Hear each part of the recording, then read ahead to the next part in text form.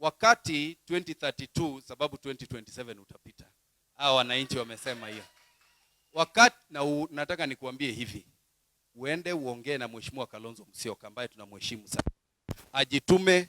Ajitume kabisa hii 2027 aweze kuingia kiti ya urais, sababu 2032 mimi na Ndindi Nyoro tunachukua ushukani wa nchi hii. Niweze kumalizia niseme hivi. Mheshimiwa Ndindi Nyoro, you have demonstrated transformative leadership amongst our generation. You are crisscrossing this country, supporting your fellow young leaders, and this is impressive. You have demonstrated that tribes, mambo ya ukabila lazima tumalize.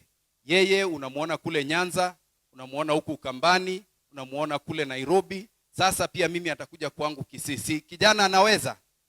Kwa hivyo tunakuombea uendelee kufanya kazi nzuri, na vile ndugu yangu Tim amesema, mambo ya stima, that was a wonderful thought to ensure every constituency gets something to actually ensure we have electricity kwa kila constituency. Hiyo ni sawa.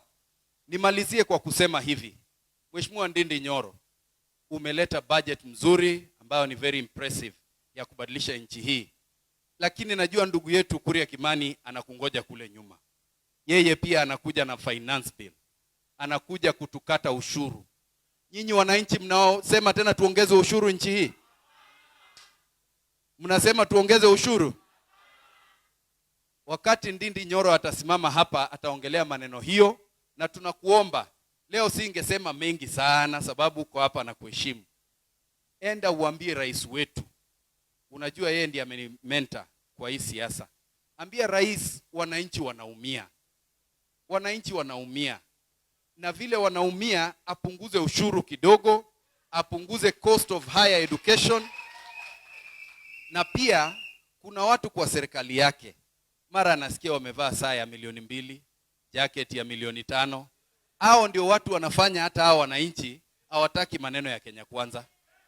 Lakini sababu yako wewe na wengine wachache ambao wameonyesha humility, ambao wanawakaribia watu, bado watu wako na soft spot, wanasema 2027 watafikiria. Lakini mimi 2027 akikuweka running mate, mimi nitamsupport. Akiendelea na yule ambaye anaeneza ukabila, mimi sitakuwa hapo.